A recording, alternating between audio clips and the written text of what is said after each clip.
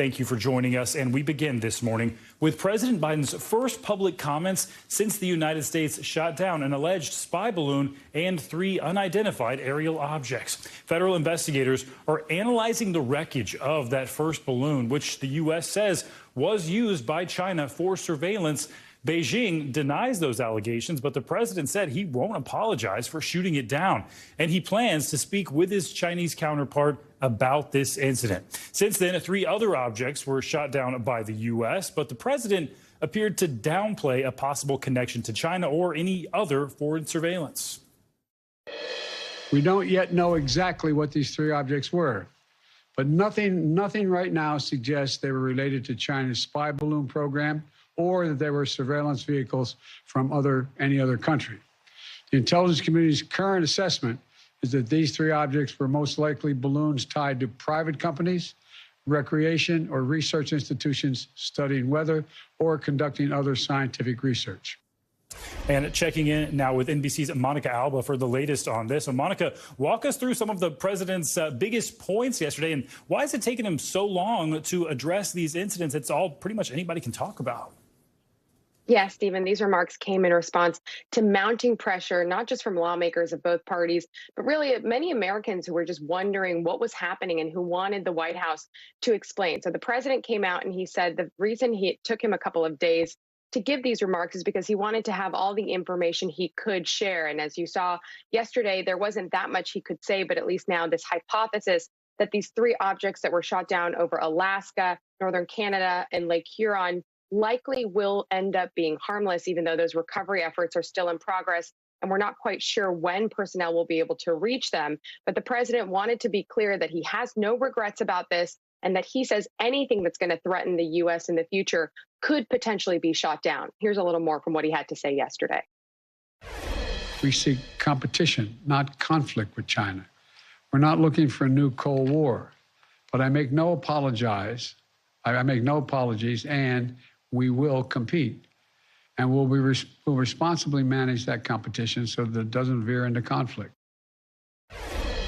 This has really tested the relationship once again between the U.S. and China, one that was already rocky for many other reasons. But the president wanted to be clear, though, that the first Chinese spy balloon that was shot down over the coast of South Carolina is very different than what the intelligence community is assessing occurred with these other 3 objects, and that there's nothing that indicates that they were doing the same kind of surveillance as that first massive balloon, which we understand is wrapping up in terms of its recovery. And a lot of that will be really telling for its stated purpose, Stephen.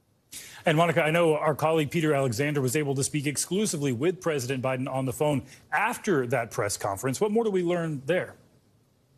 Yeah, the president was very clear in speaking to my colleague, calling him because Peter was at the press conference, wanted to ask a question there. And actually, because so many reporters were shouting, in the end, President Biden didn't take any questions in that venue and instead called him. And Peter asked him whether he would be speaking with the Chinese president, Xi Jinping, anytime soon.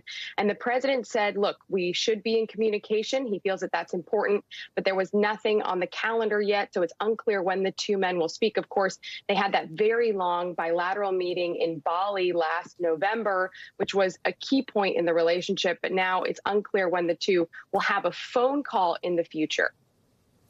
And you mentioned China in this, obviously, after the balloon was first discovered, first shot down, China denying that it was a surveillance balloon. Has there been any reaction from China to the president's most recent comments? We did just hear from the Chinese Foreign Ministry just this morning, and they continue to push back and say that this wasn't a surveillance balloon, that it entered the U.S. by accident, that this wasn't anything that was intentional. And the U.S., of course, has pushed back on that repeatedly. The Chinese Foreign Ministry also said there are no plans for the U.S. and Chinese presidents to speak at this time. And they continue to make the claim that there were balloons over Chinese airspace, something that the U.S. has pushed back on vociferously, saying that is simply not true.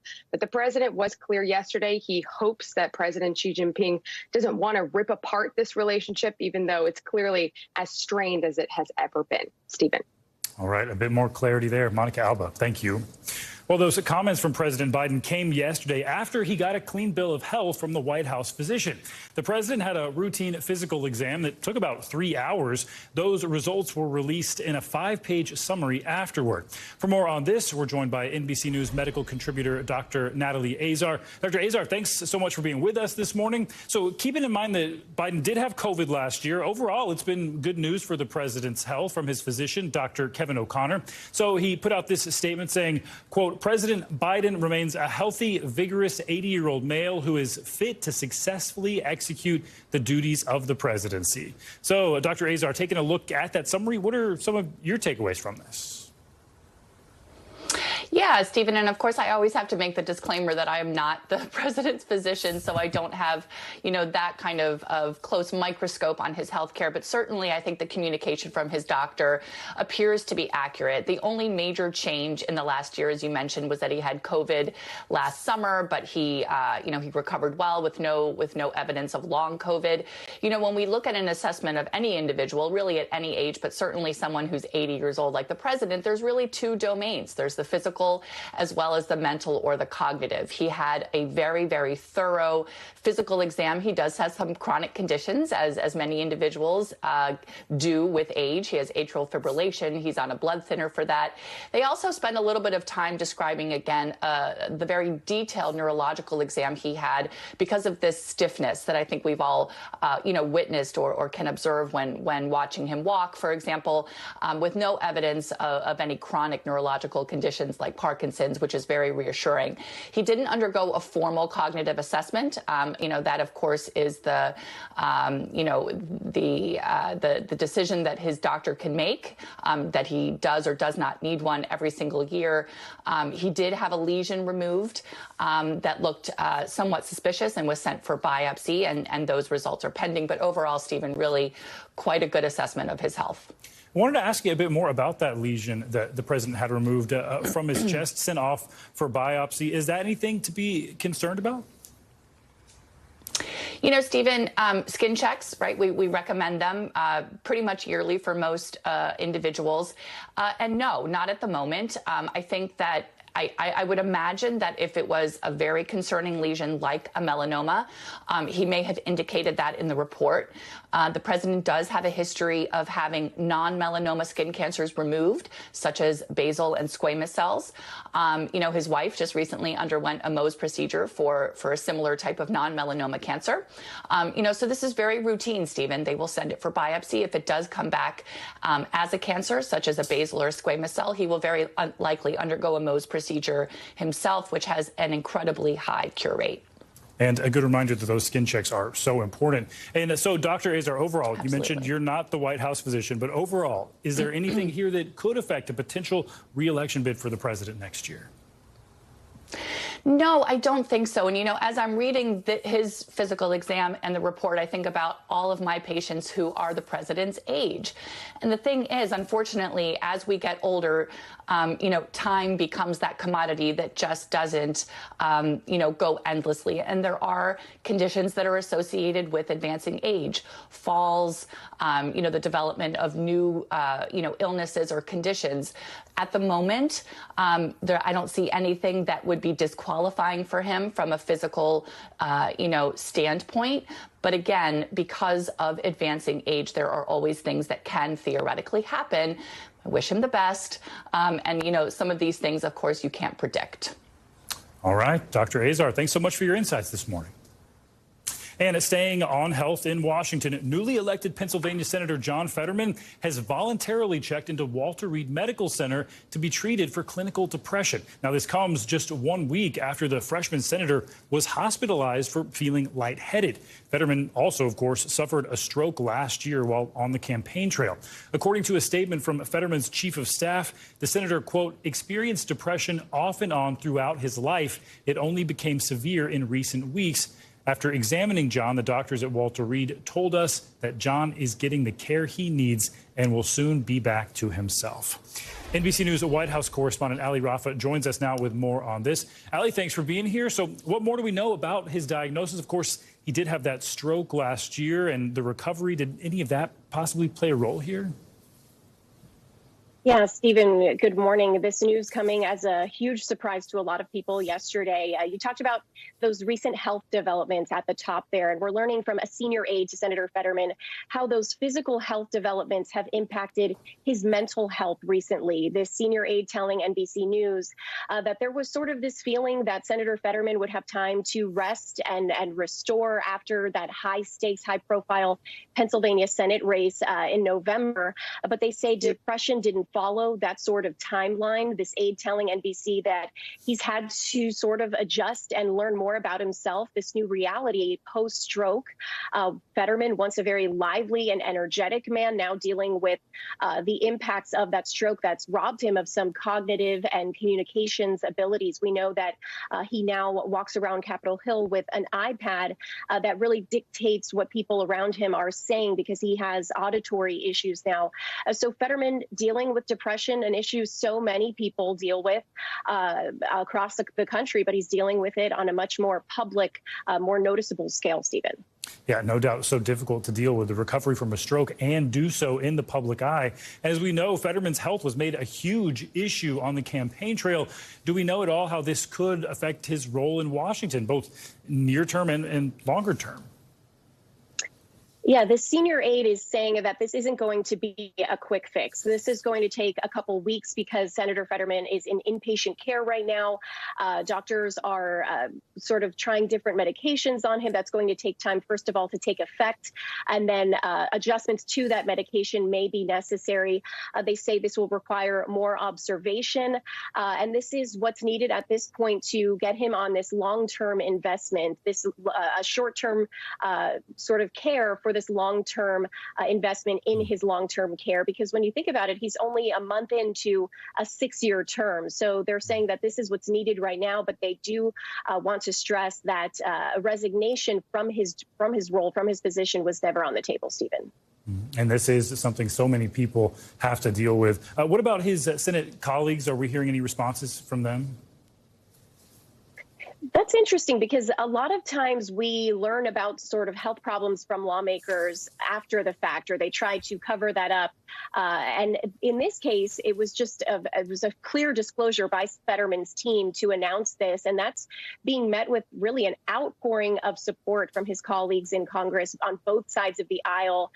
For example, we saw tweets from Democratic Senator Dick Durbin yesterday saying that he's glad Fetterman is seeking care at this time. He says it's important to take care of your mental health, and it takes extreme strength to reach out when you need help. Republican Senator Ted Cruz saying mental health is real and serious, and I hope he gets the care he needs. So all of them, expressing their love and well wishes this morning, and they're saying that they commend him for coming out publicly and addressing this, Stephen. Absolutely. Glad to see he's getting so much support. Ali Rafa, thank you. And speaking of mental health, it's always a good time to remind you, if you or anyone you know is struggling, you can text or call the Suicide and Crisis Hotline at 988. All right, now to the latest on the derailed train in eastern Ohio and the growing concerns among residents about the safety of both the air and water there. NBC News correspondent Ron Allen has that story. At the County Humane Center, Teresa McGuire says she hears about sick pets and livestock every day. We're hearing a lot of this. We're hearing a lot of decreased appetite, not wanting to drink. If they do drink, they're throwing up. Luke Lavin says he's too afraid to return to his home half a mile from the crash site. I don't want to go home because I don't have the answers to go home. Anger mounting in East Palestine, nearly 2 weeks after a fiery train derailment and controlled burn of hazardous chemicals sent a huge, dark, toxic cloud over this rural community. And despite almost daily assurances that days later it was safe for thousands of evacuees to return home. What do you say to people who are just scared? You know, I say, first and foremost, I'm a father, a husband. All families want to be safe, and they need to know that their air is clean and their water is safe to drink. The country's top environmental official here personally trying to reassure residents. Was it the correct call to tell people that they could go back and end the evacuation? You know, the state made that declaration in concert with both governors in Pennsylvania and Ohio. The state made the right call based on the data that we have. Officials promising to expand environmental testing to areas further from the crash site and urging residents to seek medical attention if they are feeling ill. Norfolk Southern, the train operator, telling the community we will not walk away, posting an open letter after saying it feared for its employees' safety if they attended a recent town hall meeting. The company is facing demands for more accountability. They need to be here in the community, and they need to be answering questions. Another of Norfolk Southern's trains derailed in Michigan. No hazardous materials aboard, no injuries, the company said. Meanwhile, in Ohio, residents keep a stockpile of bottled water and worry. And you're saying it's okay, but don't drink the water, use bottled water. That doesn't make sense. Some huge trust issues here. Officials say they're being as transparent as possible, posting as much information online as they can, including test results. But some residents we spoke to say they want independent experts involved in this, not just government officials. Now back to you. A lot of questions there. Ron Allen, thank you. All right, turning now to the latest in the Georgia grand jury investigation of former President Trump's attempt to meddle in the state's 2020 election results. Parts of its report released Thursday say some witnesses may have committed perjury. NBC News correspondent Blaine Alexander gets us up to speed. Well, after months of operating privately, now the special grand jury's report is at least partially public, but there's still a lot that we don't know. In Georgia, a special grand jury investigating former President Trump and his allies regarding the 2020 election says one or more witnesses may have lied under oath, and the jury recommends indictments. The report only partially public, out of fairness to future defendants, a judge says, all of it stemming from this phone call to Georgia's Republican Secretary of State. I just want to find 11,780 votes. That launched a sweeping criminal investigation into whether he and his allies broke the law while trying to overturn his 2020 election loss in Georgia. Jurors heard from 75 witnesses, though Mr. Trump's lawyers say he was never called to testify. Leading the investigation, Fulton County's Democratic DA, Fani Willis, who last year told us this. I don't care what status you've reached in life. If you come into my community and you commit a crime, you deserve to be held responsible. If he committed a crime in my jurisdiction, then it includes him. The Trump campaign calling the president's phone call perfect, saying the sections of the report do not even mention President Trump's name, adding that the former president did absolutely nothing wrong. And the DA has said that her decision on potential charges is imminent. Back to you. All right, Blaine Alexander, thanks so much. And joining us now for more on this, NBC News legal analyst Danny Savalas. Danny, good morning. As we just heard from Blaine there, according to this report, some witnesses may have lied to the grand jury. They said that in that Section 8 of the report. What could that mean for those people? Boy, we are poring over this like it's some ancient religious text and trying to read into what it says and doesn't say. What we think we can say is that it's a lot shorter than some of the other reports that we've seen issued in other investigations of Trump. But all we're left saying is that there may be people who committed perjury, and Trump and others are not ruled out as having recommended criminal charges against them. So it's really a wait and see. I mean, it doesn't rule anything out, but it does appear to create a bit of a benchmark in that the report concludes that there was no widespread fraud in the election. And that, if that is an established fact, would be difficult to use as some kind of defense if people are indicted for attempting to subvert it. And that was a unanimous vote, according to the report, that there was no fraud. And we did get comment from the former president on this already on his platform, Truth Social. The president thanking the special grand jury, saying the report was, quote, a total exoneration. So what are your thoughts on that? He says that he went on to say that the report didn't mention his name, but that was the whole deal with releasing just these three parts, that no names were in it, right? I love the PR of all this. Just declare total exoneration, even if that's exactly what the report does not say. The report does not make that conclusion. In fact, the worst case scenario is that it could potentially recommend charges against folks close to Trump and even possibly Trump himself. Again, those are only recommendations. This special grand jury is a bit of an anomaly in criminal law because it doesn't actually indict. It really just creates a report, gives it to the DA, and the DA can choose to indict. When you think about it, the DA could have dispensed with the grand jury report entirely. She could have just gone to a regular grand jury and sought an indictment. This is just an additional step that leaves us all wondering, what did they conclude? Because ultimately what they conclude is not binding on anyone, including the DA herself. And you mentioned this a little bit already, that quote that we took away from this. No widespread fraud took place in the Georgia 2020 presidential election that could result in overturning the election. So we got that part in this report that released, these 3 sections that were released as well. Walk us through how that relates to Trump and his team. If anyone, Trump and his team, if any of them are indicted for their involvement in attempting to overturn the election, then a defense will likely be, we reasonably believed, or we actually believed, that what we were doing was fighting against an injustice, that there was something criminal afoot going on with this election, and we were railing against it, as is our right to do. But with a conclusion by the grand jury that there was no widespread fraud, that goes a long way towards diffusing that defense, that, hey, if there was no fraud, then it may not have been reasonable to fight against the results of the election. It's not conclusive. It's not a piece of evidence that decides the issue without further debate, but it goes a long way in dispelling the idea that this was a defensible course of conduct to attack the results of this election. So now the ball's in Fani Willis's court, the DA, on if indictments actually come down. Is that right? It was always in her court. And really, that's why the special grand jury, in so many ways, was symbolic. They did not have the power to indict. They only had the power to investigate, something the DA can do herself, and she can accept or reject the conclusions and seek an indictment irrespective of this report, a report that we haven't really seen much of anyway.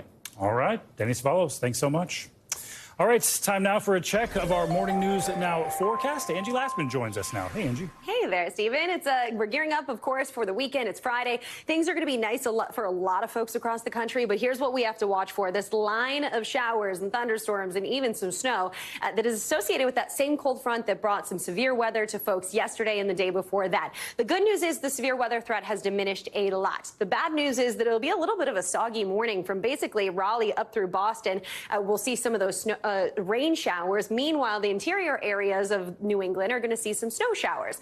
It all ends pretty quickly. By the time we get into the early afternoon, most of that will be offshore as this system continues pushing out towards the east. But of course, we could see some lingering impacts when it comes to travel. Here's those winter alerts that we see right now. Buffalo, Watertown, Burlington, all included in that. Northern parts of Maine, that's where you'll see the highest amount of snow totals. And that does come through the day today, hence the reason that we have the winter storm warning in effect in bright pink there. The snow totals for that location, anywhere from 2, 4, 6, even up to 8 inches the farther north you go in Maine. A couple of, maybe an inch or two in other spots across the interior of New England. But either way, no snow for folks along the East Coast, especially New York, Philadelphia, Washington, D.C. It's going to fall, that precipitation in the form of rain. It's quite warm. I'm sure you've noticed it. If you live in any of those cities over the past couple of days, we have been feeling very spring-like. So about a quarter of an inch of rain for folks there. Here's where we started this morning, into the low 60s, mid 60s for some folks ahead of this front. By the time we get to early afternoon and especially into the evening hours tonight, these temperatures take a tumble as this front continues to work its way to the east. There's a lot of cold air behind it. Temperatures are in the 30s in the Midwest, so we'll see some cooler conditions on the way for Saturday, but it warms right back up by the time we get onto Sunday. In places like New York, Stephen, 55 degrees. Wow, not bad at all. I do admit I turned the AC on last night in New York City. I wished I had, trust me. I had to do it already. All right, thanks, Angie. Thanks for watching our YouTube channel. Follow today's top stories and breaking news by downloading the NBC News app.